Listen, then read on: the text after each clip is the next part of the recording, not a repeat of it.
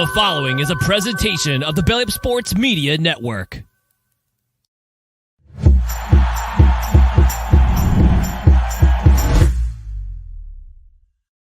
And welcome in, everybody, to another episode of the HighLowSports Podcast. We appreciate y'all for joining us here on this Wednesday evening, or if you're checking us out on one of your favorite places to catch podcasts.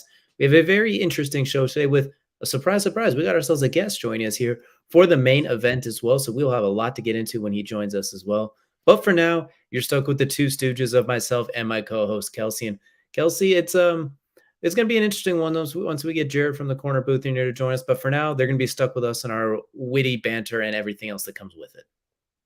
Yeah, I mean, I don't know if we're the Stooges or if Jared's going to be the Stooge. We'll see. Let's see how Stooge, like he shows up today with, comes in here with any Eagles talk. We might have to shut that down real fast and in a hurry. But no, it'll be a good time. And nonetheless, so we always enjoy talking with Jared. And so it'll be good to finally have him on the show. It's been a while since he was last here, since getting ready for draft time, actually. Right, exactly. So we'll have to remind him it is a PG-13 program, but we will get into all of that and a whole lot more later. But first, we're going to go ahead and take a dip into the opening segment of our show, also known as the tip-off. And the tip-off, of course, is brought to you by our friends over at SeatGeek. Use code BellyUpSports for $20 off your first order. That is your first order, $20 off. Code BellyUpSports. Get yourself some nice seats to some fun events as well. And we're roughly 120 minutes of football played so far in the NFL per team. And the injury list is already starting to look like a CVS receipt, and that is literally just the Ravens. We haven't even got to everybody else yet as well, too. As unfortunately, the injury bug has already struck a lot of NFL teams. The injury report is skyrocketing as well, too. What we're going to do is we're going to go down a handful of them. We're going to take a look at them. We're going to make this little game. Code red equals this is catastrophic, as in, oh, God, oh, God, oh, God. Code gray is, okay, this is not good, but next man up, there's a path we can navigate. Code blue is, all right, it's NFL. Somebody gets hurt. Like, we'll deal with that. So we're going to go down a list. I got a list for us. We're going to both go through them. So I hope you're ready, Kelsey, because we're going right out of the gate with the most painful one to watch. We got Nick Chubb, star running back for the Browns, out for the season, guaranteed. Looks like he could take up to 2 surgeries as well. Just going to lead the way with this one. Code red, catastrophic. Not saying the Brown season is over, but my God, does it not look good, especially when we see what that passing game has looked like through 8 quarters now, basically, as well. And as soon as he went out, they stagnated minus a Jerome Ford 69-yard burst. So I'm going to say this is code red, catastrophic. The Browns they're not toast, but my, oh my, the path is it's no longer a yellow brick road. This is like the path through Shelob's lair at this point. Yeah, the bottom line says it all. It's code red for me as well. That is as bad as it gets. You do not ever want to see somebody's knee go that way, and let alone somebody who's already suffered not this exact, but similar injury to the exact same leg in college. It was a little less worse in college. We're not talking about much. I mean, he absolutely tore everything in college and pretty much tore whatever was left plus whatever he got fixed the first time now. So we'll have to wait and see how he comes back from this. But if he can come back from this, it is concerning. And the fact that I even threw in, can he come back from this as a possibility is it just tells you how bad this is. This isn't a come back in 1 year situation. This is a come back whenever you're good situation. Like whenever you're capable of walking without pain, waking up and just simply standing on it without pain. That's going to be the ultimate thing. I mean, look, Nick Chubb has been absolutely dominant the last couple of years. To see him go out this way and on such a unfortunate tackle. I'm not, a lot of people are saying what they're saying about what Minkah Fitzpatrick did. Unfortunately, the problem with it is there's no good way to tackle anybody anymore in the NFL. Unless you do go after the knees, you're going to probably get called for a penalty most of the time. So it's an unfortunate situation, and it wasn't one like he directly went after the knees. I mean, he hit him with his backside against the knee, and it's so sad. It really is to both players involved. I mean, obviously more so for Nick Chubb and everything he does for the game, everything he does outside the game as well. It's even more painful to see it, not on the field anymore. But yeah, I think Nick Chubb, man, this is definitely code red for the Browns. It's not going to be a good situation going forward. Bringing back Kareem Hunt, Jerome Ford, seeing who's going to lead the way there. Can Kareem Hunt capture what was once the best pass rusher or best rusher in the AFC? Can he ever recapture that? We'll have to wait and see. We'll say too on top of it, that Minkah Fitzpatrick hit you mentioned, not dirty, but if anything, a bit of a dick move and a bit of a Weenie Hut Jr. thing to dive and spin tackle like that as well too. Like you mentioned, you don't tackle Nick Chubb at the chest because you die. you have to take his legs out. The way he went about it, we always kind of talk. We always talk about when you go down, you see what you tackle. That one he just kind of torpedoed and hope for the best. Like not dirty, but we'll call it Weenie Hut Jr. esque at the most. We'll kind of leave it at that as well too. I won't say it was dirty, but it's definitely a Weenie Hut Jr. tackle, I guess, if that makes sense. Like just torpedoing. That's some Jeff Heath stuff, and that's all that needs to be said on that as well. So we're gonna move on now. Sticking in the AFC North and sticking in what some people would say is Ohio. We're gonna look at the Bengals and Joe Burrow now too. That calf injury re-aggravated to the point where he was hobbling to go shake Lamar's hand in midfield after that game against the Ravens. 0-2, you got a Monday night game coming up against the Rams. It looks like the odds have shifted to making them 2.5-point favorites as opposed to, I think it was 6. So it looks like they're feeling like he's not going to play. We're going to assume, just for the sake of this, that he is not going to play. We're going to say it's aggravated and they're going to be smart with it. I want to put this at code gray. For me, it's avoiding code red because it's not like confirmed, like that calf's not torn. It's not an Achilles or something like that. So we don't know the exact extent of it. But when you're 0-2, this is very much not good. That is your star quarterback, who is now the highest paid player in NFL history. You look like poop so far, and he has looked rusty. Your offensive line is still kind of Swiss cheese. And they have no creativity offensively besides everybody go deep or halfback swing. That's pretty much the extent of their offense at this point. I'm going to say it's code gray. You've got to find a way with Jake Browning to maybe sit Joe Burrow for 2 to 3 games and see if Jake Browning can get you to 2-3 at this point, because you have the Rams and then you have the Cardinals, and I think the Titans is the other one as well. So there are some winnable games in there. So you got to find a way to get the 2-3, get a bye week of Joe Burrow, then see if he can maybe take on a run like he's done the last couple of years where they start slow and then get hot. So I'm going to say code gray, but anytime a franchise quarterback is injured like that, it's very concerning. Yeah, I'm going with code blue. I'm not concerned at all. They will survive after this. This is not the most catastrophic of the injuries we've seen or, that we've even witnessed, because they have a Joe Mixon. And while I'll say what you will about Joe Mixon, whatever, the guy has been a top 10 running back the last 3 years, as long as he stayed healthy. And when he is healthy, he is a top 10 running back. Has it been great this season? No, that offensive line is terrible. To me, if Joe Burrow was trying to play on Monday and successfully plays on Monday, that's a concern. That's when I go up to code gray. Because with a muscle, soft tissue issue like this, don't play. Stand still. Sit in a hyperbaric chamber. Go hang out in the Cincinnati River. Do not do a thing. And that's the only way that muscle will come back. You cannot sit.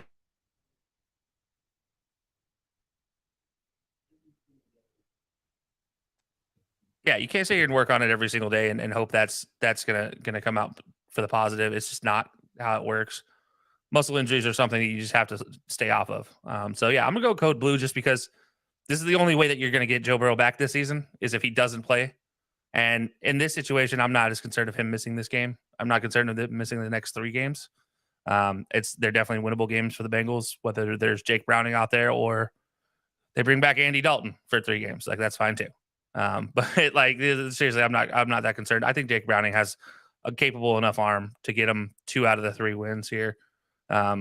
Especially with who they're going against. This defense is good enough to get him some wins too. So yeah, this is code blue for me. Let Joe Burrow sit. Let him get healthy. I said that at the beginning of the season. I don't want to see him for 2 weeks. Well, unfortunately, I saw him in the first 2 weeks, and guess what happened? He gets injured. So yeah, this is just continuation of let me not see him for 2 weeks, please, and he might get healthy. So we'll have to wait and see. But I'm going to say code blue. This one's not as concerning for me at all.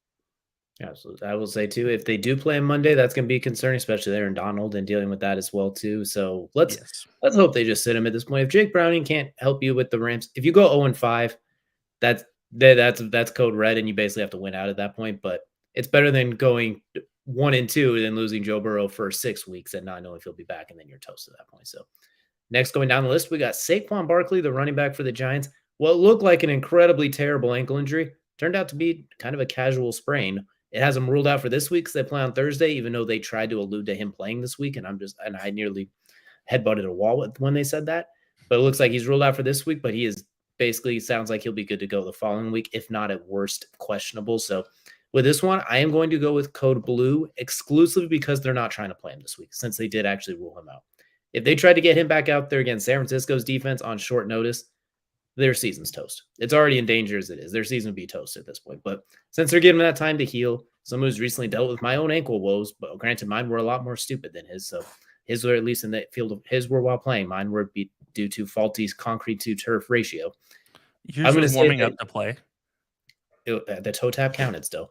But I will say as well, I think they'll be okay. I think as long as it's not something that continuously re-aggravates, but it sounds like it's a gray one, not even a high ankle sprain. So I think he'll be okay. And the fact they're sitting him out, this gives him the 10-day rest. So I'm going to go with code blue, but it would have been code gray if they still had him as questionable or day-to-day. But since they'd made the smart choice of saying, don't care what they say, you're not playing this week, I'm going to give it code blue for now. They'll be okay. They're going to be 1-2 whether he plays or not. They're losing this week to San Francisco on short notice.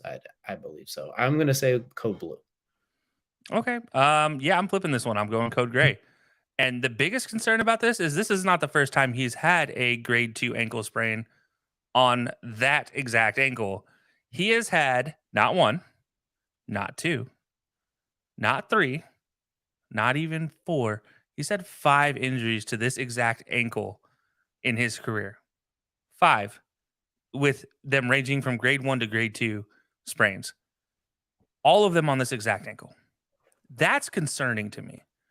That's a level of Ahmad Bradshaw. If you guys don't remember, Ahmad Bradshaw literally had to play his last couple seasons with metal plates in his ankles because he had so many bad ankle sprains. He had 7. Saquon's at 5. A guy who is so reliant on his ability to push through tackles, to make jump cuts and make quick movements. You cannot lose that base. You lose that base, you lose your talent. So this to me is way more concerning than the Joe Burrow injury, because soft muscle can re-heal. But ankles are something that degrade over time. There's no bringing back bone and bringing back connective tissue between bones. That doesn't exist unless you get it surgically put back together. And so unless he's going to go get that tightrope, surgery that they give Alabama players like it's candy, like unless you go get that, which I think he already had after the first injury, I don't know if there's how good he's going to look coming back. Obviously, he's still going to be Saquon for a little while. And yes, it's just an ankle sprain in a lot of cases. But ankle sprains, they will build up over time and they will damage your career. I mean, it's concerning for a guy who was just talking about needing a new contract, wanting a new contract. And it kind of reinforces everything the Giants did to him in a lot of ways. It's like, we can't trust you to stay healthy. Well, here's his 5th ankle sprain on this exact ankle. That's a problem. So yeah, I'm going to go code gray because this is concerning. Is it the worst? No. But is there a path? Yeah. Hopefully Daniel Jones shows up. But he'll be back by the end of this. I mean, really, he'll be back in 3 weeks, probably healthy, considered 100%. And, it's not going to be a concern until he injures it again later on this year. And then it's going to be like, oh, maybe this is a problem. But for now, it's going to be code gray. I wouldn't go code red yet, but it's one more to this ankle. I'm going to consider putting it as a catastrophic situation for Saquon, because, it's like 1 or 2 times, like, okay, maybe, whatever. 5 times, though, is a consistent factor. And next, that's going to move us. We're going to stay in the running back field. That is going to take us to David Montgomery, who looks like he did dodge a major injury, and it looks like he's saying that he will play in week 3 as well, too, with the thigh bruise. So it looks like, by all intensive purposes, he might play. I'm going to go with code blue on this one because it looks like he might play. There's always that little bit of concern about re-aggravating it as well. But I'm going to go with code blue for now, especially because they can always lighten his workload with Jahmyr Gibbs very easily. So David Montgomery luckily dodging a major injury, but I'm going to go with code blue for this one as well. I think they'll be okay, and as long as he doesn't re-aggravate it or completely tear a quad or something dramatic like that, they can mitigate his carries and ease him into it. Yeah, I'm code blue about this. This bruises on muscle tissue. Okay. I mean, yeah, it's on your thigh. That sucks for a running back, but offensive linemen pretty much deal with them regularly. So, yeah, to me, it's not that big of a deal as much here. But you know what? They're like pitchers. You kind of have to take care of them and baby them a little bit when it comes to these type of bruises. I mean, it's definitely not. Again, soft tissue injuries, I'm not as concerned about in the long run of things. But if it was a skeletal thing, then we'd be talking a little more problems, or connective tissue thing, or a ligament damage. That's a little more concerning. But yeah, this is like, okay. I mean, it's not like, truthfully, let's be honest, Jahmyr Gibbs is out here dominating for the most part anyways. Dave Montgomery's kind of a second fiddle in that running back situation. So it's not like it really damages a lot of what the Lions are trying to do. So yeah, code blue for me. Exactly. And we're going to stick with the running back field here. We're going to take a little bit of a detour. We're going to look at someone who's not, his injury is not new, but it is still continuing to linger. We're going to look at Austin Eckler with the Los Angeles Chargers. Once again, missing practice here today, working through that ankle injury as well, too. Looks like he's trying to be back sooner than later, but he's still out right now. I'm going to go with, this is tough because it's in the same vein. I'm going to go with Code Blue on this one, just because it doesn't seem like, it looks like it's a little bit of a nagging injury, and he doesn't have a history of injuries necessarily as well. And we all know the type of back he is. And when you look at the roster, they should be okay. The fact they keep losing is just makes no sense because they're cursed, I guess. But I'm going to go with Code Blue because I think you'll be to keep him out this week, let him come back in a week. You have to win this week against the Vikings, whether he's there or not. You have the talent and the second highest paid quarterback of all time. I'm going to go with Code Blue. If they don't win this week, it's not because Austin Eckler wasn't there. It's because there's a whole different host of problems, I think. So I'm going to go with Code Blue for Austin Eckler for now. But if he misses another week, then I start to go a little more Code Gray. Yeah, I'm going to start at Code Gray here. This is, to me, it's a little more worrisome. I don't trust Joe Kelly to be able to lead that running back core. I know he's serviced okay enough right now, but you can obviously tell that Justin Herbert's missing his weapon and one of the best receiving backs in the game in Austin Eckler. But on top of it, as I just talked about with Saquon Barkley, this is a string of injuries to the right leg that just continues. He's talking about hip sprains. You're talking about ankle bruises, ankle sprains, ankle damage. You're talking about thigh sprains, knee sprains, like a leg calf strain happening after he sprained his hip. So all these things are designating that again, you talk about one thing goes, everything else goes. Well, this is one thing, one injury happening, and kind of seems like a continuation of injuries on that same leg somehow. It's kind of the way the body works, unfortunately. And it's a little concerning in the fact that he keeps missing games. And it's not a nagging, like it's not like a same injury every time, but he misses enough games now in his career that you're starting to wonder, is this going to be forever going to be his bugaboo? Is going to be the injuries like this? And so that is concerning to me, that he's just going to, keep something. It's going to be a small sprain, small strain. One of these nagging issues is a little more concerning. Next, that's going to move us now. We're going to take a look at receivers as well. We're going to go to Miami and take a look at Jalen Waddle with the concussion as well. This one, I'm going to sound like a broken record. I'm going with Code Blue. We'll see if he clears protocol. Tyreek Hill's still there. Tua's still there. Mike McDaniel is still arguably the best offensive mind, not named Kyle Shanahan right now. They can send him out this week, and I think they'll be just fine. So I'm going to go with Code Blue for Jalen Waddle, assuming this doesn't turn into a reoccurring concussion issue, I guess, where it's like it gets worse every week or a reoccurring situation. I'm going to go with Code Blue for now. I think they could survive 1 week if they do have to sit Jalen Waddle and let the mind get 100% healthy. They've shown the ability to scheme anybody open at any given moment, and now they can run the ball, apparently. Apparently they can do just about everything. So I'm going to say Code Blue again. Yeah, right there with you. Code Blue on this one. It's not so much down to anything other than the fact that the Dolphins can be fine without him for now. Obviously, I think down the road you'll need to probably figure some things out. But for now, it's not a Dolphins issue. It's more of a Jalen Waddle issue. And it was concerning the fact that he needed the extra assistance, considering everything. But the hit looked way worse than it probably ended up being. But it is still any time you talk about a head situation, it's concerning. It's just not. There's not been a consistent, head trauma situation with Jalen Waddle. He's not had the consistent blows to the head that have set him out. It's not like we're talking about Tua having another head injury here. So that would be obviously that's a code gray or possibly code red topic conversation. Jalen Waddle, just take your time. Don't rush back. Listen to Tua when he says don't rush back. He's obviously the expert on that team because we can't trust those doctors to not rush you back. So listen to Jalen Waddle or listen to Tua, what he has to say about that, and Jalen will be fine. I think just give him time. Give him time to get healthy. This offense is not a concern. Right now you have Tyreek flying high. You have this offense just looking great everywhere, which is shocking considering how they looked at the spring in the fall practices. So you'll give this one code gray for now. Code blue. My bad.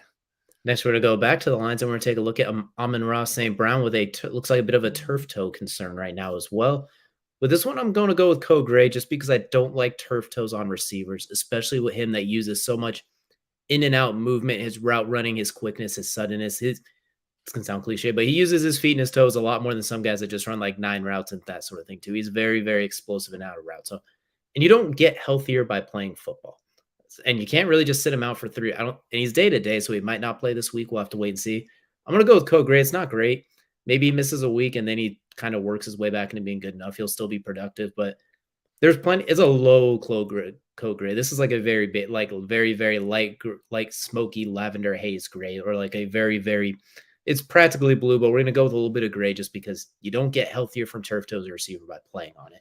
But I don't think it's going to, instead of being 100%, I think he'll be like 88% going forward if it doesn't aggravate or get worse. Terry McLaurin's been working through it, and he looks fine now after having a couple of weeks to work through it. So I'm going to go with a very light code gray. Yeah, I'm gonna go with the same color gray as their alternate jerseys, their Motor City grays. I'm sitting code gray as well. I don't like turf toe ever, whether it's on a receiver or not. Turf toe is one of those weird things. Technically, I guess this is the definition that you're given. The simplest definition of turf toe is a sprain of the main joint of the big toe. Basically, for football players, what that means is it is something that you have to just deal with if you're going to play football. It's up to pain. The problem is it is extremely painful. It's not a something that just goes away. It's up to, the old Rice method to get better. And that's, I don't know if doctors still like the Rice method, but I still, say it is what it is. It still helps. Rest, ice, compression, elevation for those that don't know. But yeah, it's I don't like turf toe at all, and I don't like it on receivers. We talked about it with Terry McLaurin in the preseason. It's something that you just have to work through pain. It's pain management at the end of the day, and that's never good. Something that's so up and down is not something you want to be injured with, because you just don't know how you're going to feel every day, and that's why it's concerning to me. Yeah, absolutely. Plus, Amon-Ra St. Brown, talking about the Lions, Amon-Ra St. Brown is the offensive receiver weapon for that team. Let's not kid ourselves. Exactly. He is kind of the guy right now as well, too, especially in that passing game. He is a very integral part of it, is how we'll go ahead and describe it as well. And next, we're going to go ahead and check on just a couple more. We're going to check out your boy Jamal Williams as well, too, coming off a bit of an injury in that Monday night game. Did not practice. Coach Dennis Allen saying he's going to need some time to recover, not giving a direct outline, anything like that. This one, I'm going to revert back to Code Blue just because they weren't using him as well as I thought they could have in the first place. Alvin Kamara is coming back in a couple of weeks, so they imagine they'll feature. You got Tony Jr., who somehow came out of nowhere and scored 2 touchdowns. So I'm going to say Code Blue for now. Jamal Williams, good running back. You want him out there, but he wasn't being used as an integral part of their offense as it was. So I'm going to go with Code Blue for now. Let him take the time. Let him come in and hopefully integrate into that short yardage goal line back we kind of hoped and expected. And then we'll go from there. But I'll go with Code Blue for now because it also doesn't look like it's a catastrophic injury. Like you said, some time. Sounds like a deep muscle bruise, maybe a sprain, something like that, something they feel comfortable with him getting through. Yeah, I mean, I'll be honest, it finally started to look like he was going to get integrated in the game plan this last game, and then obviously this injury pops up, and Tony Jones Jr. is like, oh, don't worry, guys, I got this. I'll score 2 touchdowns for you. Out of nowhere, literally out of nowhere. Yeah, it's a tough situation for Jamal, but I think it's his Code Blue as well. Like you said, Alvin Kamara comes back in a week and a half. And then he'll obviously be reintegrated back into the game, and then he'll be reintegrating back at the same time as Jamal Williams. Problem for Jamal is, well, Tony Jones Jr. just scored 2 touchdowns. That's a problem. If he has a great game here, that could slide him into that number 2 role. Where does Jamal fill in after that? I mean, so for Jamal, this is a bigger issue, but for the Saints, it's like, all right, whatever. And we still have Shadeed that can slide in and out from receiver to running back like he has all season. So that's something as well. And yeah, for the Saints, you're like, all right, well, that sucks, but we should be fine. For Jamal Williams, that's a little more concerning though. So Code Blue for the team, but for Jamal, maybe a gray and a half, maybe for Jamal. Yeah, so Jamal might be pushing red just because it's like, oh crap, here we go again. Here's what happened in Green Bay all over again. And there's Kendre Miller still there too that they like a lot. That just hasn't in the field, so it should be coming off of injury himself. Exactly. So maybe Jamal Williams ends up on the trade block, which might be good for once he gets healthy. We'll see how it all works out. But got a couple quick more we'll go through. We're going to stick with the running backs. Aaron Jones, Green Bay Packers, missing last week at the hamstring injury. Still looks like he is not practicing right now. Yep, he is still not practicing, dealing with that. This one I'm going to go with Code Gray on as well. Not catastrophic because it doesn't sound like something that's going to keep him out for like 8 weeks as of right now, assuming it doesn't get worse. Maybe he plays this week. Maybe he sits this week as well. Hamstrings on running backs, you never like that. You never do. There's such integral parts, especially the explosiveness. We saw what Aaron Jones means for that offense, both passing and running. without him, their running game is please AJ Dillon break 9 tackles and get 7 yards because with those giant tree trunk legs. And in the passing game, he's so dynamic. So I'm going to go with Code Gray. He makes the Jordan Love and everyone's life so much easier on offense. So for the team, you really want him back out there, but you can survive and get to like the same misses this week. And then the following week, you get him back. So because the game he got injured in, you already won comfortably and ran away with it. And you lost this last one by 1 point. We'll go with Code Gray, but you're going to need him back if you're going to surprise people and make a run at the NFC North down the stretch, and healthy too. Yeah, I mean, it's Code Gray. Jordan Love needs an Aaron Jones in his life. That team needed Aaron Jones. Yeah, he needed Aaron Jones in Atlanta to win that game. AJ Dillon wasn't getting it done. Jordan Love running in on short yardage situation wasn't getting it done, as he couldn't even snap the ball without falling over his offensive line. Couldn't even line up correctly either. So not great situations in Atlanta without Aaron Jones involved. Plus, you need him as a receiving back because, well, your receiving core is also being demolished by injury as well. So it's a tough situation for him. I think they'll be fine eventually, but it's going to take some time. And then here's the backside to it. As you mentioned, running backs with hamstring injuries, they often get re-injured in the year. Well, you can't rush him back either. So if he's not good to go 100%, if there's any sort of twinge or tinge or meh that he doesn't like going into the game, I am not playing him this weekend. Absolutely, as well too. I'm not messing with that because I need him for weeks 8 through 17. If he has to sit till week 5 right now, I will test my luck with that too. You need him down the stretch if you're going to make that push. So we're going to next go to the Colts and the Ravens game. We're going to look at quarterback Anthony Richardson, also still currently in concussion protocol as well. No word yet on if he's going to play this week or not. This one I'm going to stick with Code Blue. It's your young rookie quarterback. You obviously don't like him leaving the game with a self-reported concussion, but at the same time, a self-reported concussion is a better situation than like when we saw the Tua situation last year. So I'm going to go with Code Blue. There's a path. He's got a long career. You can sit him out this week. Let's see how it goes, but nothing too catastrophic. Gardner Minshew came in and looked all right. So if I'm and your expectations are so low as the Colts this year, you're not winning anything this year. You're just trying to surprise and annoy some teams and maybe and see if you can piss off some of your division rivals or something like that. So, or piss off the AFC North since you play them and cause somebody to miss a playoff spot. So we're going to go with Code Blue. We'll see how it does with concussion protocol. If this turns into a nagging situation, then that's different. But by all accounts purposes, sounds like this might be just a football concussion, which don't want to diminish the effects of a concussion, obviously. But it sounds like this isn't something that's going to be a lingering catastrophic issue. So we're going to go with Code Blue. You can reasonably sit him this week, it depending on how he passes protocol, et cetera. So we're going to go with Code Blue for the Colts. No pun intended. Yeah, I'm going Code Blue. And if nothing else, this is a big eye-opener for the Colts. Like, hey, maybe we shouldn't run him all the time. Or when we do, we should actually put protection around his run, not naked bootleg him on the backside. Just an idea. Just throwing that one. That head on a swivel, even if the goal line is right there, look to your left as a sprinting safety is coming there. I was going to say, yeah. And on the flip side of that, I mean, it gives Anthony Richardson a very strong heads up because this is the first time he's had a concussion in his career that we know about. And again, it is self-reported. It was something that he noticed, but I mean, looking at the replay, it made sense. He definitely smashed his head against the ground there on that hit, and that's never pretty. But you look at it, and in the grand scheme of the Colts season, it's not that big of a deal because you weren't expecting a whole lot to begin with from the Colts this season. Most everybody wasn't expecting a whole lot from the Colts this season. I might be a little higher on the Colts than most, but even with Gardner Minshew in there, this team does look to be coming back to its own defensively. It does look like it's working its way right, and it's not like Anthony Richardson's going to be gone forever. Let him get healthy. Let him get fully integrated. I don't need him to pass concussion protocol this week. Honestly, if he doesn't, we even want to try to take the test next week, that's fine with me too. I'd like to see him in the third game from now.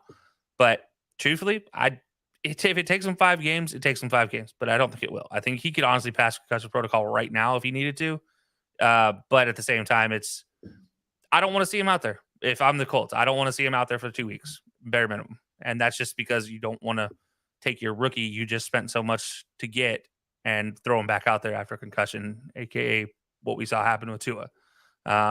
I know Tua is still playing; he's playing out of his mind right now. But anybody who watched any of the such situations that have happened to Tua in the last year and a half knows that we don't ever want to see that again in any quarterback, no matter what team they play for. And so that is something that for the Colts, for Anthony Richardson, this might be a best case scenario because it kind of warned them like, hey, maybe we need to start figuring something else out. Maybe this needs to be the plan. So code blue for now, but I think it's a code blue with a giant green light that says, figure it out. We got this. Like, you know. The weird part, too, is he's such a young guy, just turned 21, too. A lot of guys that have already been in the league for a few years that we see with those concussions, they got those concussions in college. He barely played in college, so he's got that brain's a little bit untainted, if you will. It hasn't been hit nearly as much. So we'll definitely see it. We'll see if they even try and play him this week. I don't know if they should, honestly. We'll see how the protocol goes. Obviously, I'm not the doctor. I'm not the one in charge of it, so I don't know the severity of the protocol. I don't know any of that, and I'm not going to pretend to know. All I know is we'll see what they do. Hopefully, we don't see a Tua situation as well. Luckily, he wasn't stanky legging after getting up and getting smacked on that head, so at least we know it didn't start out like that. But we'll have to wait and see there. Next, we're gonna have fun with this next one too. We're gonna just put the entire Baltimore Ravens out there as a whole because they got a nice little laundry list going. Players that include not practicing include Odell, Jadeveon Clowney, Marlon Humphrey, Justice Hill with a toe injury as well. And I think, did I already mention Ronnie Stanley as well? I think Ronnie Stanley. I know it's 10 plus players that are on their injury report right now.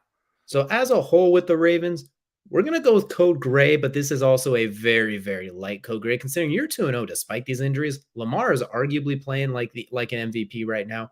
Zay Flowers is as good as we said he would be in the draft process, especially me who was head over heels for him. Rashad Bateman's healthy. Mark Andrews actually went out there and played, even in his hobbled self, led the team in targets and got a touchdown.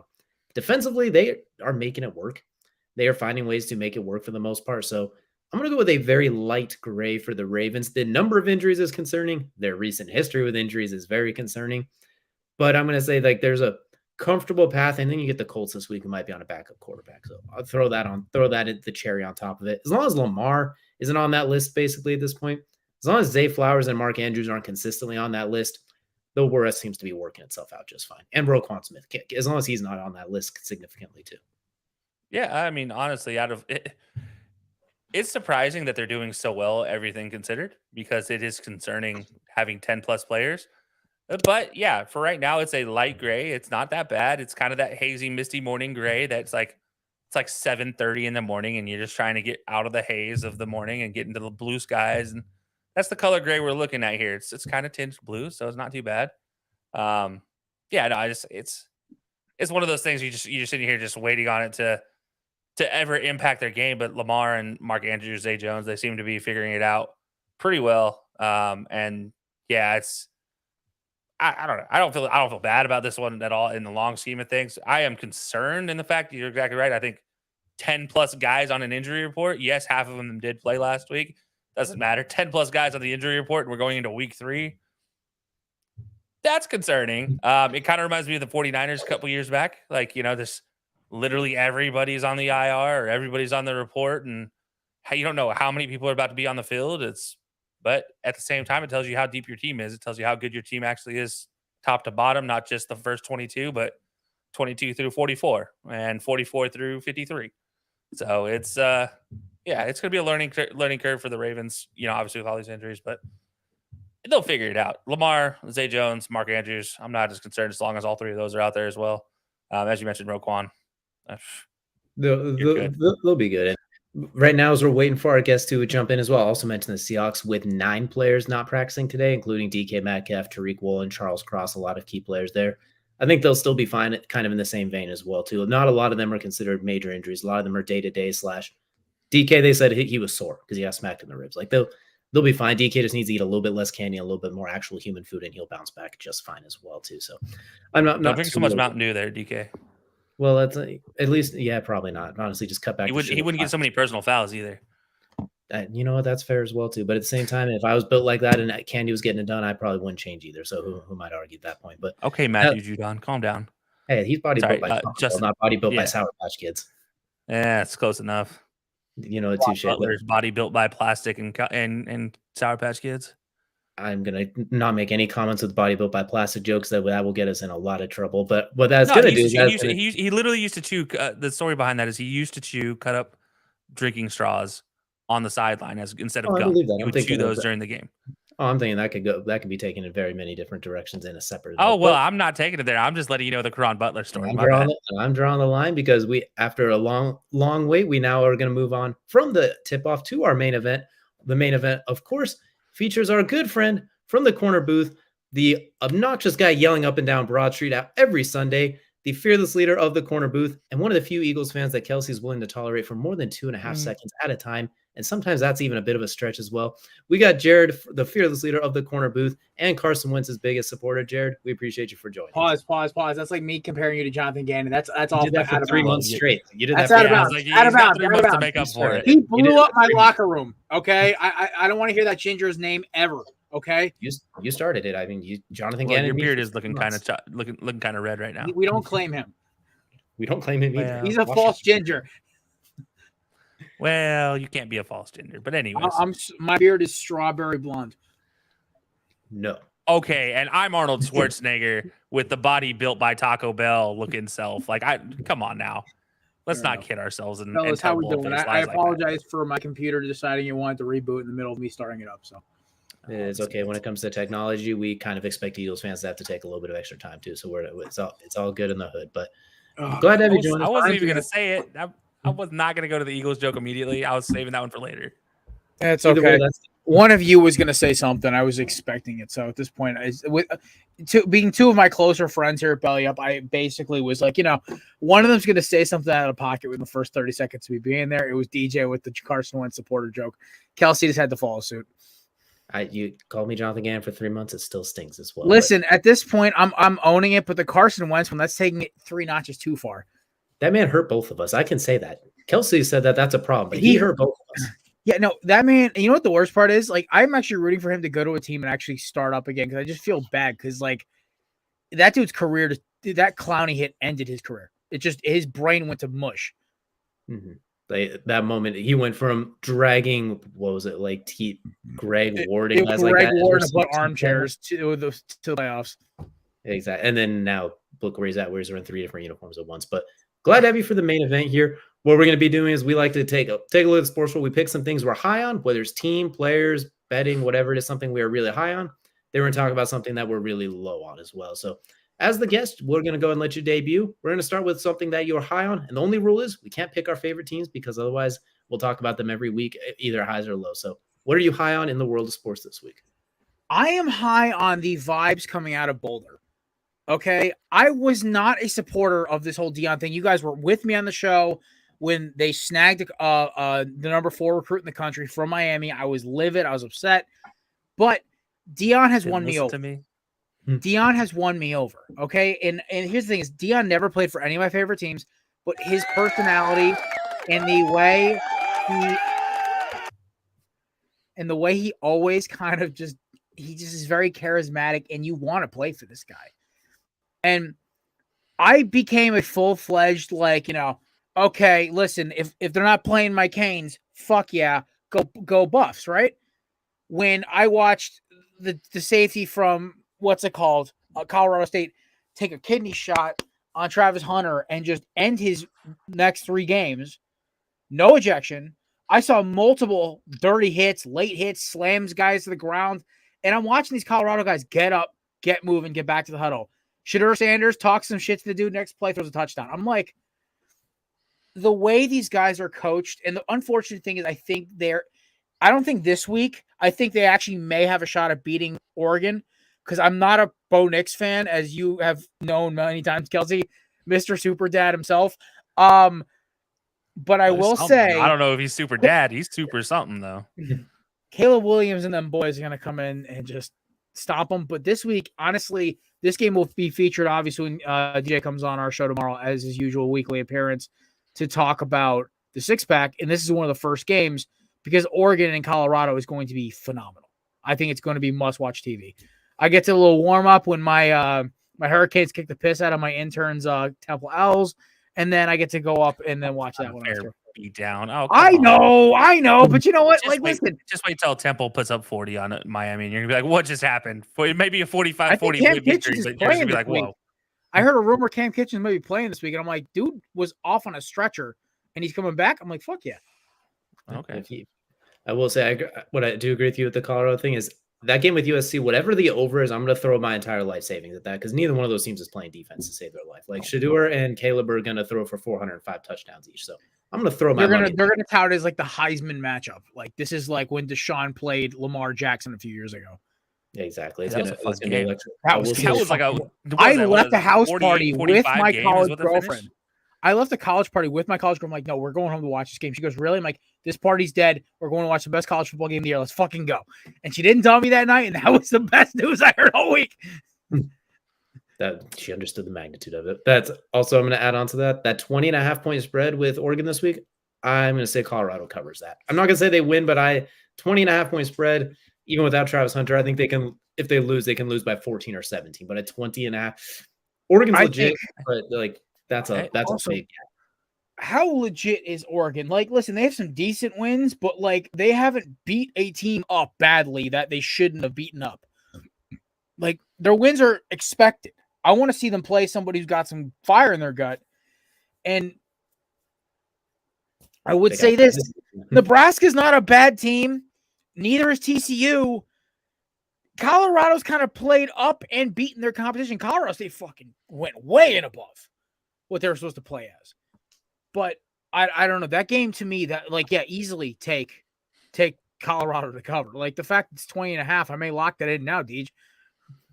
Same here. I'm looking at that, just keeping an eye on it. Like, oh, we might just throw a little bit at that because that's a good luck, Oregon. Even if they jump out 28-0, Shedeur, and then we'll find a way to close the gap and make it 28-14 or something like that. Like I can't see them lose by 21 plus. This isn't the Sean McVay don't cover at the last minute kind of thing. We don't talk about that right now. I'm still mad at him about. You that. actually put money on that, didn't you? It was part of a parlay, the 7.5. Buddy, that happened to me 2 weeks ago in week 1 of college football. I don't want to talk about it. We don't need to talk about it anymore. That's why Sean McVay had his own section on Tier Tuesdays. Yeah, that's true. By the way, I just want to throw something out about Colorado. I said this before the season started. I said it again on your show, actually, Jared. It is that they will enter USC with 1 loss. Period. And I thought you were crazy. Guess where that loss is coming, I will admit, obviously. Folks, drum roll, please. Kelsey, you were right. Yeah. Kelsey, you were right. I will admit it. That deserves this. Just so everybody can know, I do give these predictions. They do work out. They're just never on this show. There's a reason I bring him on my show. It's not because he's a Cowboys fan or a Giants fan, 2 teams I fucking despise. It's because he's actually a smart human being. Well, okay. But no, fun fact about Oregon, and this is the thing that might throw some people for a loop. Oregon has only scored since being shut down by Georgia in the playoffs, however many years ago. Beginning of last season, 49-3. Since being shut down there, they have only scored less than 30 points twice. One of them That's is Utah. insane. One of them is Utah. Right? Yeah, Utah, and where they scored 20 and they won, and the other being UNC where they scored 28 and won. So this team, we're talking like there's multiple 40-point games in here. So it's a defense. We'll just forget about it in this Colorado game. That's out the window. But I do agree. I think Colorado. It's a good thing happening in Colorado. But yeah, I don't know if they get past Oregon this week. So we're for the record, their best win so far is a Texas Tech team that lost to Wyoming. Just saying. Oh, not down that at all. Too. We're gonna learn a lot about them this week. That's for sure as well. But I think that's a good way to wrap up Jared's high, where we were talking about and saying Kelsey was right. That's a good way to wrap that one up. So absolutely. I feel pretty good about that. We're gonna jump into DJ's high now as well too, and this one's just gonna irk everybody on this one as well too. We're gonna look at the Washington Commanders to be high on right now, just because I know that's gonna annoy but the 2 other people in here as well.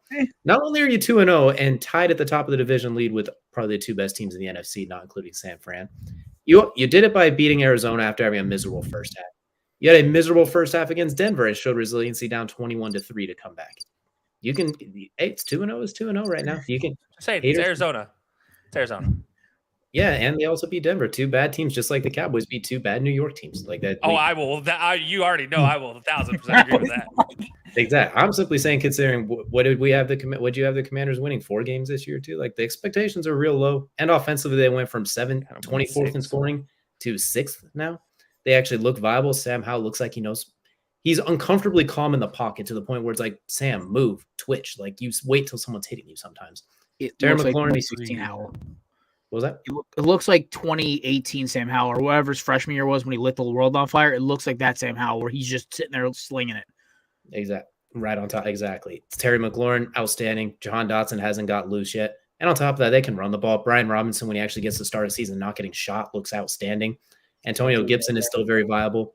Eric Bieniemy, for whatever effect he had with Kansas City, whether it was all Andy Reid, I think he had a lot to do with the run game there, finding ways to make it work with everybody, and we're seeing that in Washington.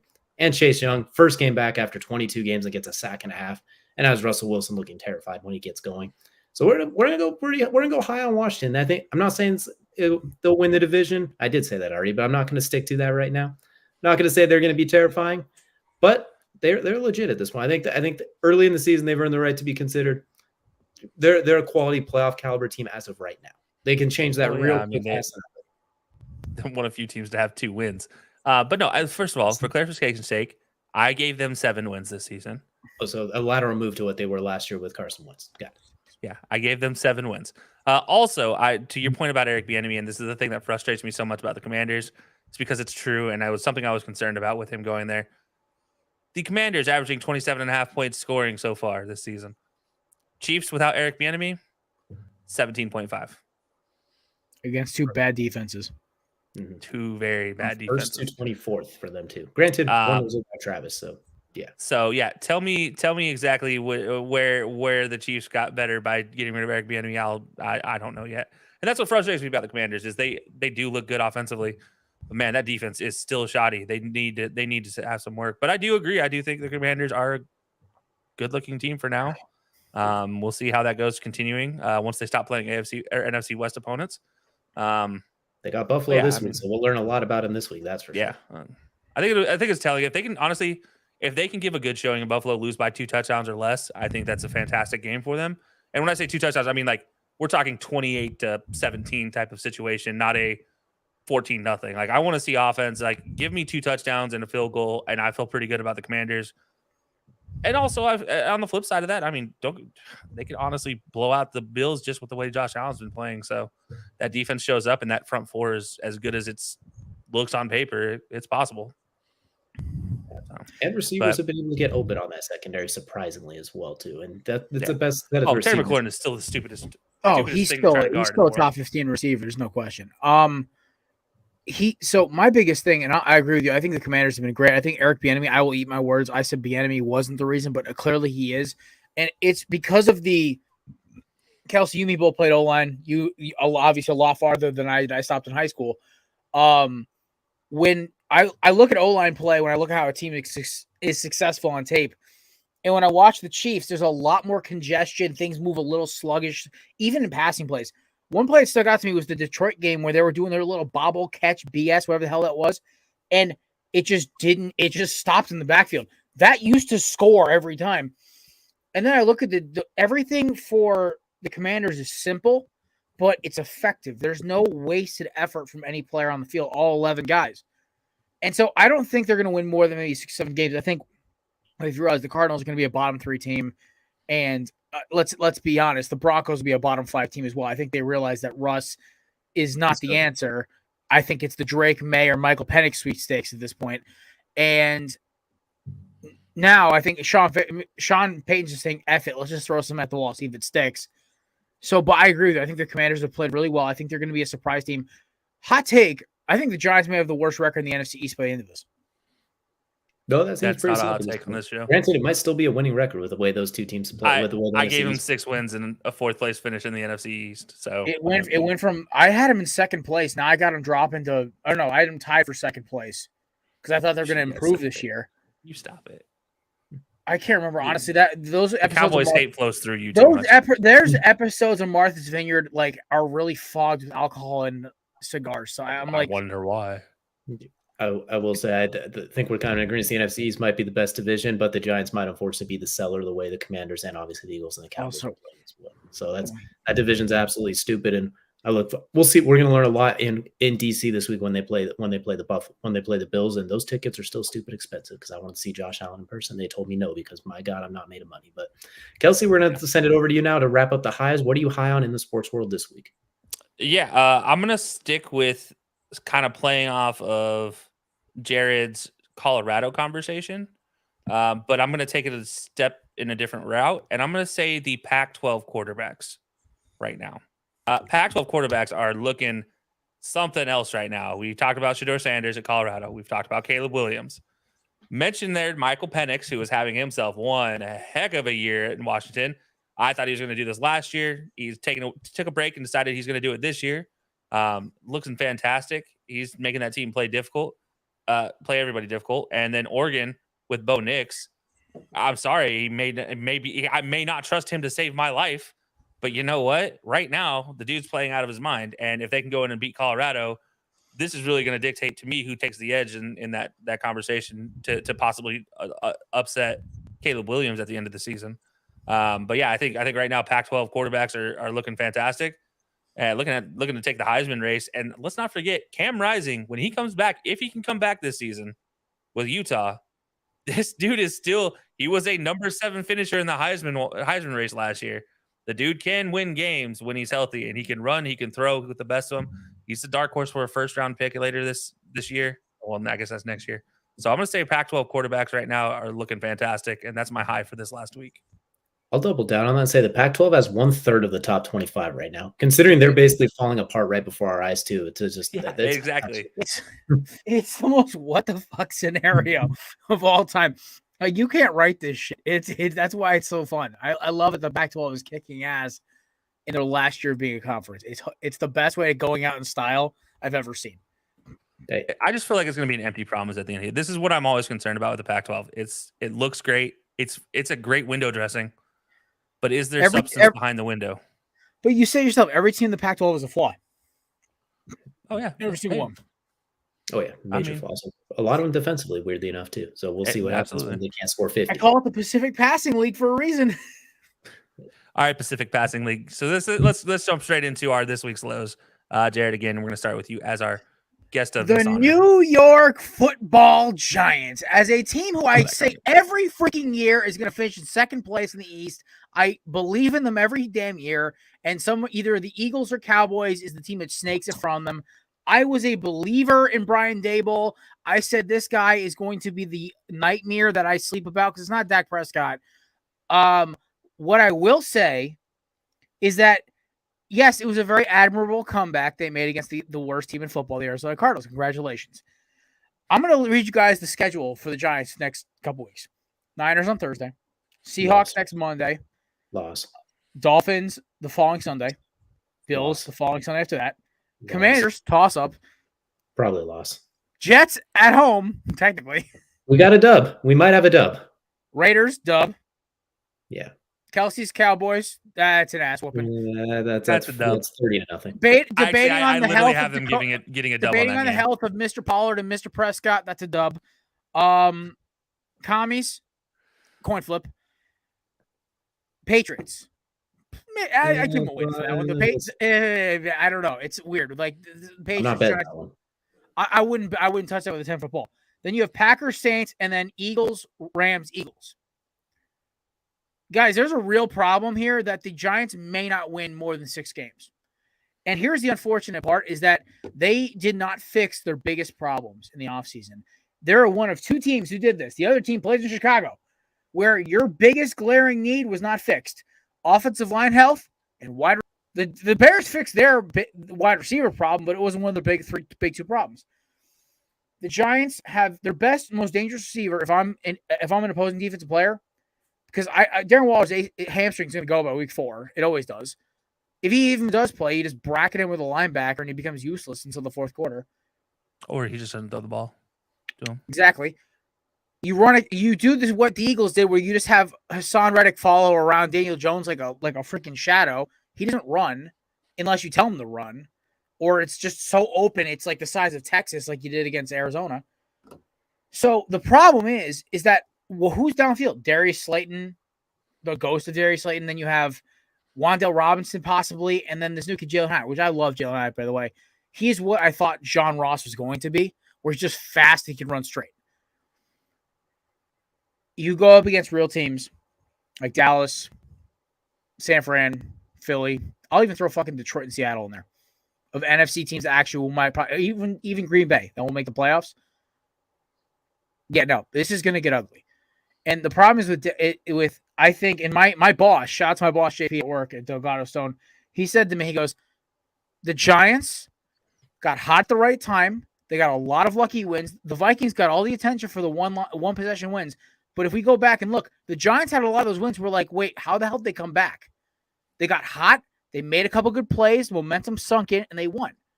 But then they ran into a buzzsaw in Philadelphia. Even if they somehow beat Philadelphia, they were going to run another buzzsaw in San Fran. There's an old line from Moneyball. There's 50 feet of crap, and then there's us. There's the big three teams in the NFC, Dallas, Philly, and San Fran. There's 30 feet of crap. There's Seattle, Detroit, and Green Bay. And I throw Atlanta in there. And then there's everything else. And then there's way down there, just above, I'd say, the Bears, the Vikings, Cardinals. Hold on, Mal. Let's push back on that Vikings offense. Yeah, the offense is great, but their defense can't stop anybody. The Giants can't do anything.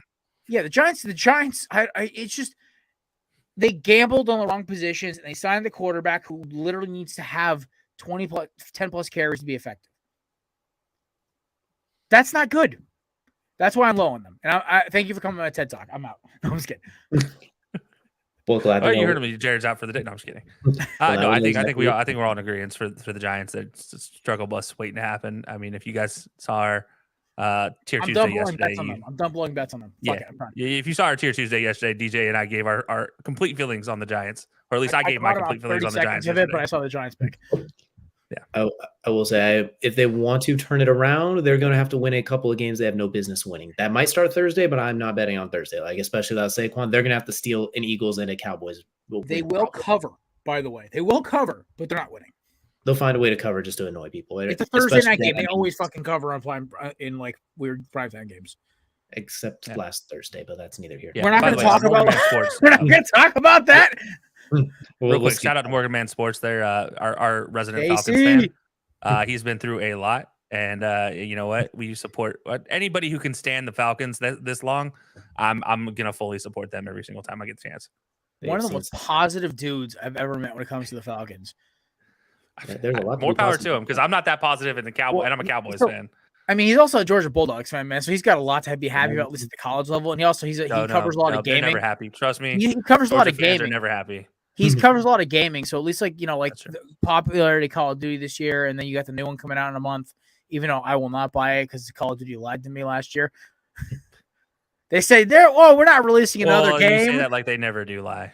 Oh no! I was They've just lied every year for 13 years. I stopped buying the Game Pass after the third one. I just wanted a cool ghost skin because that's my favorite character. I literally named my cat after him. So okay, then I know that's good reason. Lie of duty, but we're gonna go and jump into lows here and.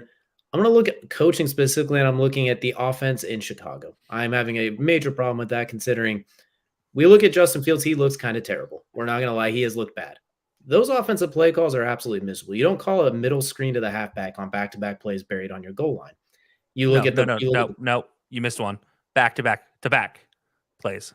Excuse me. I'm just going by what Tampa Bay said. They said back to back, so I'm quoting. No. It was back to back, leading to the pick six. I know. I'm quoting the other team that said that we knew exactly what they were running. The concepts you see guys running curls 3 yards apart. They're right next to each other. There's nothing he can do. The pass pro. Who's the OC? Luke Getsy, the old Green Bay one, the old Green Bay quarterback coach. Which I have a Green Bay coach. Exactly. Like their play calls make no sense. They have Cole Kmet, who's a Jason Witten clone, trying to run a deep wheel route. Like that man does not. That man is molasses, and they're trying to have him wheel routes. You haven't thrown a single screen to DJ Moore, who's electric with the ball in his hands. His best asset is when the ball is 60-yarder to the house in preseason, and you haven't thrown that once since the season started. Justin Fields is not on the move. Justin Fields has played bad, but could you look at a worse situation for him at the same time, where you have three curls within 5 yards at each other? At least last year, they beat the running out of him, it seems like. Last year, they had 13 rush attempts in the first game. This year, he has 13 rush attempts all season. And most of those are him running on pass plays on top of it, not even designed runs, which makes it even worse. And I'm going to throw on top of that, too, just to pay about that. I'm changing my tune. Aaron Rodgers deserved both those MVPs he got. Yeah, Nat Hackett is an offensive coordinator, and Luke Getsy is his quarterback coach. He drug those guys to 70 touchdowns and 7 picks in 2 years. So I changed my mind. Aaron Rodgers might be in the GOAT conversation. I've ever fucking heard. Oh my God. He might be in the GOAT conversation after all. We might be underselling how great Aaron Rodgers was when you look at those two coaches he had those last few years. I know Matt LaFleur has been fine and he looks good right now, but with Nat Hackett as an offensive coordinator, Luke Getsy as your quarterback coach, what he did, Aaron Rodgers might be even better than I thought. He might be in that Peyton Manning, Tom Brady category after all. That's absolutely ridiculous. But I mean, I had him there anyway, but yeah. Fair point. But he might even be anyone who thought he was any lower. He might be even better than we thought. And let's throw on top of that too. The Bears got they're at 12.5-point underdog since Kansas City, and they might not even cover that with the way things are a mess there right now. It might not even score 12.5. Exactly. Like unless they just say Justin Fields looks at the coach and pulls a Jay Cutler and just says, "I'm calling the plays from now on," and starts. Let's go back to the triple option, fellas. We'll run it that way. Wishbone, ladies and gentlemen. More deep post. If it's not there, I'm taking off. Everybody else just kind of run something, but don't run into each other.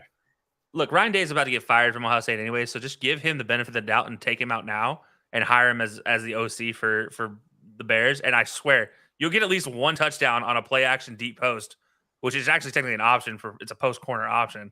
Anyways, they run it every time they needed a touchdown at Ohio State. They do it again in the pros. Good catch, by the way. Yeah, exactly. It's the same. Well, it's the same. It's literally it's the same pass he threw against Clemson 2 years in a row. One he won. The first year he lost, and then the second year he won. Well, the one he lost, he underthrew by like 5 yards. But yeah, and the receiver ran went to the corner while he threw the post on top of it. Like my point is, I don't know how good Justin Fields is. Maybe he really is bad, but there's way too much time. We've seen too much from him for it to look this bad as it does right now. And that's not to say he has played good this year and it's all Chicago's fault. He has his own issues. But my goodness, I have not seen a more cluster F of an offensive scheme, schematic, players, since last year's Colts, really. But like at this point, it's been absolutely terrible. I'm going to use that. I'm not even going to say anything about the Bears because I'm going to use that to segue directly into Milo, which is also coaching, which is also a terrible offense and something we are just like laughing about here. But for everybody who's actually a fan of this team, I feel so bad for you because we've been talking about this guy needing to step it up as an offensive coordinator and head coach, and that's Kevin Stefanski. Ladies and gentlemen, Kevin Stefanski. Yeah, his quarterback has more personal fouls than any other offensive skill player in the league. Well, to be fair, he does have a history of putting his hands where they don't belong, so that's not surprising. I'm not going there, but anyway, so yeah, Kevin Stefanski is the god-awfulest offensive coordinator I think I've ever seen.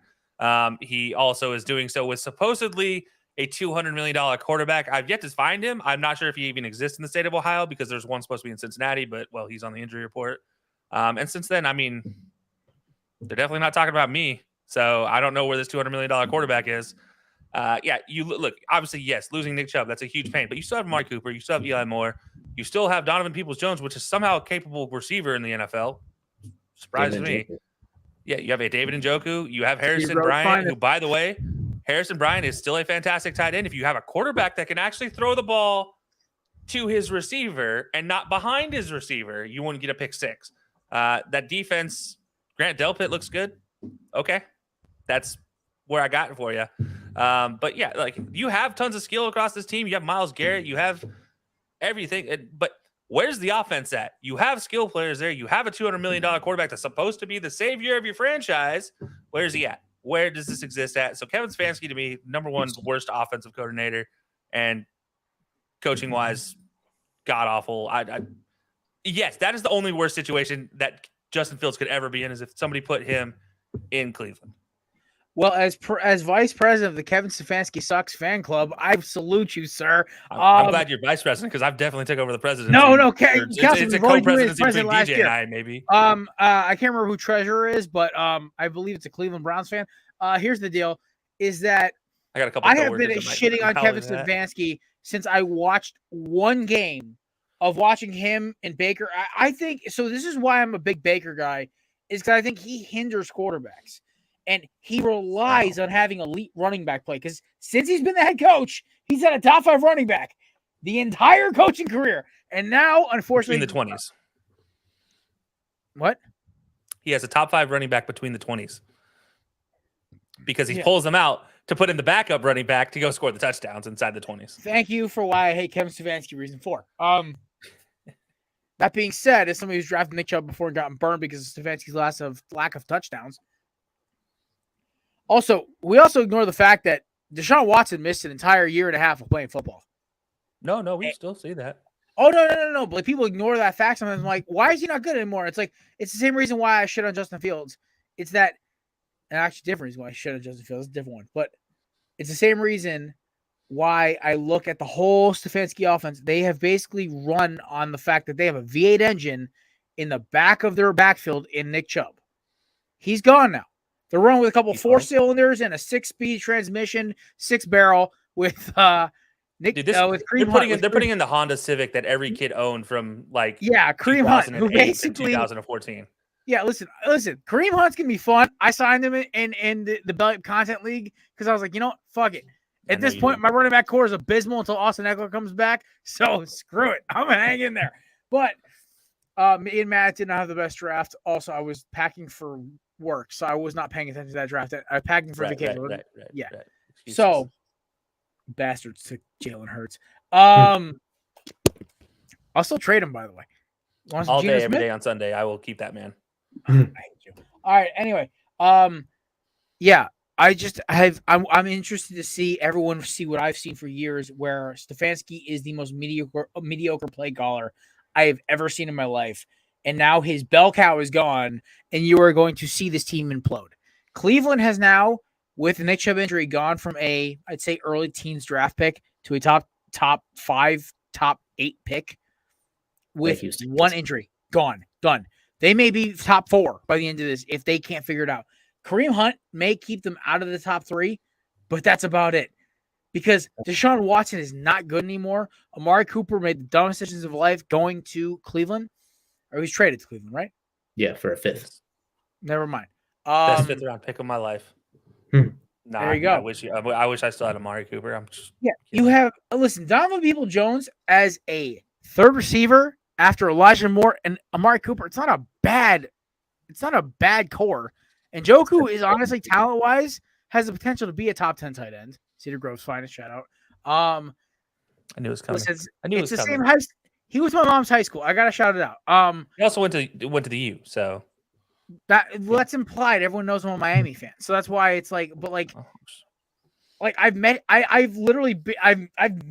seen his parents at a deli. I was at my parents' hometown. They're the nicest people on the fucking planet.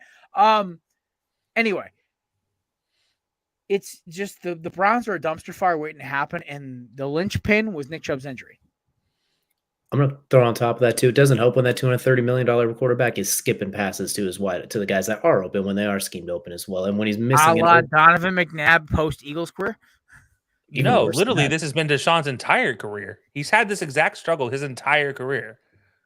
When he's outside of structure, making those fantastic plays like we saw in Houston, that's great. But when it's in a structure, we've seen this, I don't want to say happy feet, I guess, as well, but you can see when it comes to traditional quarterback is where he struggled. When he's being an improviser is when he's been incredible. Problem is you can't improvise every single play, which we kind of learn over time. Yeah, and we'll see if he can. We'll see, because it has not looked pretty through 8 games now with him as well. And like you said, if they end up with that top 8 pick, Houston's going to love that, because it's still Houston's. They're stuck with Kevin Stefanski's job is on the line. Whether he calls the best plays of his life. If number 4 can't complete them, he's gone regardless, because you've invested way too much in number 4 if someone's going to make a change, it's going to be him that's gone. So either way, like you mentioned, it's a dumpster fire in Cleveland. He's got to flip his offense on his head. They got to turn that into a spread system and be like, you know what? We're going to lose. We're going to make sure it is clear whose fault it is and try and basically point all arrows at number 4, because otherwise right now they're all looking at the guy wearing the headset at this point. So you got to find a way to flip your offense completely on its head. The hopping the passes situation. I don't know if you guys remember Vince Young watching his passes as well. He also struggled with it, similar to Peyton Manning when he's got the early days of that tiptoe pass he does. And the reason why he gets so high on top of the ball, they do not know when to let it go, so they hold on to it for too long, spike it into the ground. And that's just it's their throwing motion. It's their natural throwing motion, that slingy throwing motion that Vince Young and Deshaun share. It's that same throwing motion, and it just gets a little wild sometimes. I'm just using Peyton Manning as the example of the super over the top pointing down type of pass. But yeah, I don't know if they'll ever figure it out, if Deshaun can figure it out, but it's been something that's been a problem in his career forever. So yeah, Kevin Stefanski plus Deshaun. That's why the Browns are in my lows for the week. It's definitely not looking pretty in Cleveland, but you're still 1-1, and your defense has given up 1 touchdown so far, and you haven't let anybody in the red zone yet. So maybe you have a chance to win out for the rest of the month.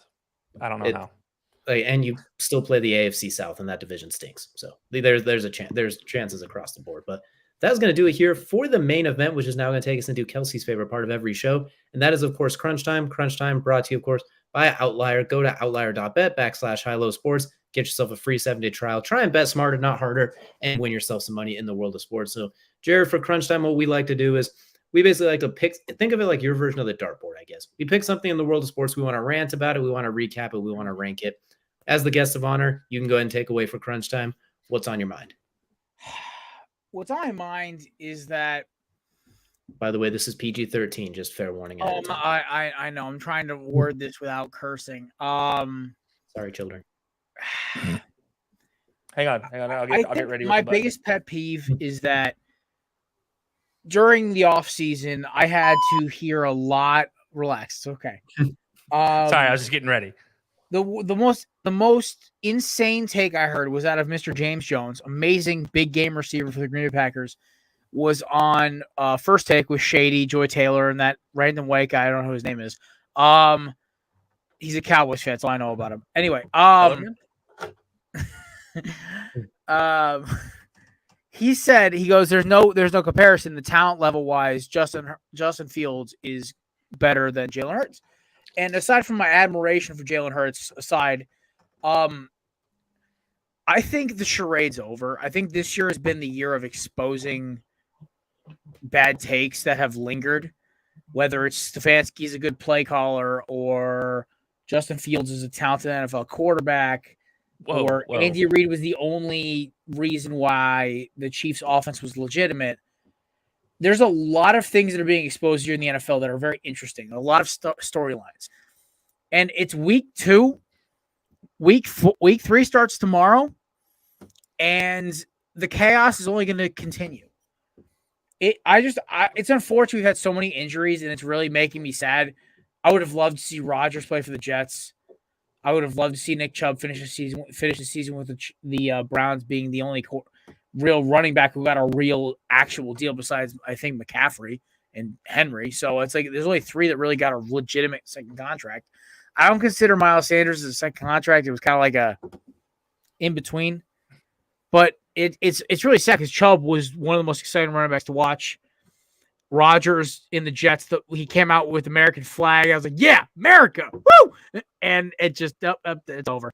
And that lasted like most people's prom dates. Listen, as reigning clowns of the week, the Mara family for not investing in actual grass for the Meadowlands. I can make jokes all I want about it, but it's just the NFL injury bug this year has been brutal. And that's, I guess, my rant. It's just, it sucks. I mean, Cooper Kupp's out until what? November. Chronic hamstring injuries. You have Austin Eckler's ankle's shot. OBJ's got an ankle now. And it just keeps on happening. It's like, this is the fastest I've seen just injuries pile up in one shot. And it really sucks. And then you also have the Jonathan Taylor situation, which isn't even injury related. It's just the weirdest start to a season I've ever seen in my life when it comes to injuries or non-football, whatever the fuck it is. So, can we? There goes the first curse word, kids. I don't know. I would kill for a week without somebody's knee getting bent sideways, somebody getting a nasty concussion, somebody's shoulder getting bent out of its socket. I don't know. Just can we have a cleaner week, injury wise? But hey, shout out to the ref. You haven't been terrible this year. So far, not embarrassing. Nothing that makes me want to pull my hair out. You get a participation trophy, kids. Yeah, and you jinxed this. So now we're gonna get that clean bill of health, but it's gonna be replacement refs this week. So other than that, Josh Gaddis should never be a college football coach ever again. That man is the biggest fraud I've ever seen in my life. I'd say that's a pretty good way to wrap up crunch time. So, Jared, before we get out here, go and let everybody know where they can find you and when they can find you. Well, don't follow my Twitter because I don't really post anything except for Korner Booth stuff. You can follow everyone at Korner Booth Pod. You have me, Matt, Chris, and Mason all posting stuff as well. You can follow us basically on everything social media. So Twitter or X, Reels, or not Reels. What is it? What's the Twitter version of like Twitter now? Oh, no, the X. Threads. Yeah, whatever. Threads, Facebook. Metavision of Twitter. HighLowSports, Instagram at Korner Booth Pod. You can find us there too. On our show. We go live every Monday at 7 and every Thursday at 7. Monday only on YouTube. We don't ever show up on this Monday show. Yeah, we're DJs randomly show up. Kelsey randomly show up. Every Monday at 7, every Thursday at 7 as well. DJ usually is a regular on our Thursday show. Kelsey pops in from time to time as well. It's a good show. We like to hang out. We try to make it feel like you're at the sports bar shooting that shit with us and talking sports, drinking beer.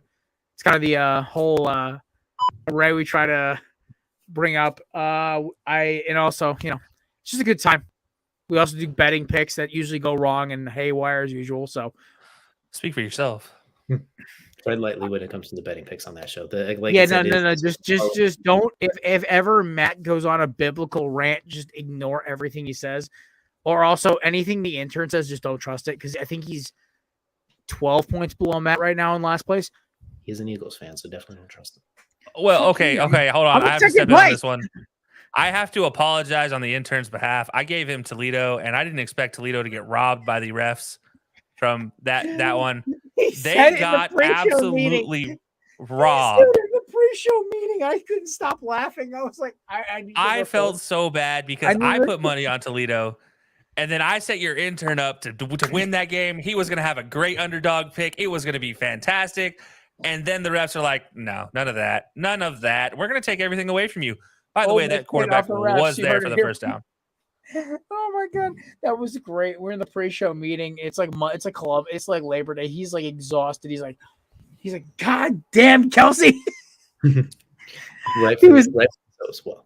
All right. Well, I appreciate you guys so much. Thank you for having me on, as always. I always appreciate coming on. Every 4 months I roll in here. Hey, that's more than that. It's a quarterly thing. So it is a privilege. So you are welcome, sir. And we thank everybody else for joining us here on this Wednesday evening, or one of their favorite places to catch their podcast. We'll see you all again next week.